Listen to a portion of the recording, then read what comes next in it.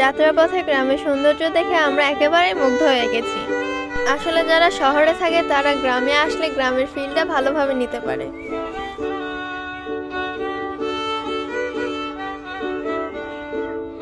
এই যে ব্রিজটা দেখছেন, এই ব্রিজটার একটি গল্প আছে। স্থানীয় লোকজনদের থেকে শোনা যায় যে যুদ্ধের সময় এই ব্রিজটির মাঝ বরাবর বম মেরে উড়ে দেওয়া হয়। আপনারা অনেকেই জানেন না যে পাথর কিভাবে ভাঙা হয়। আপনারা এখানে যে মেশিনগুলো দেখতে পাচ্ছেন অক্টোপাসের মতন, এই মেশিনগুলো দিয়ে বিভিন্ন সাইজের পাথর ভাঙা হয়। ইন্ডিয়া থেকে এইভাবে ট্রাকে করে পাথর নিয়ে আসা হয়।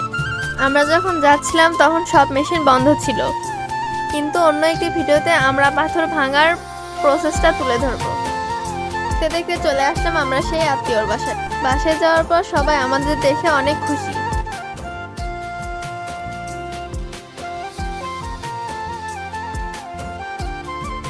পরের ভিডিওতে আমরা দেখাবো কিভাবে গ্রামের মানুষরা নিজের হাতে মুড়ি মলা তৈরি করে।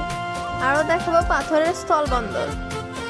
আজকে এই পর্যন্তই। সবাই ভালো থাকবেন, সুস্থ থাকবেন। আল্লাহ হাফেজ।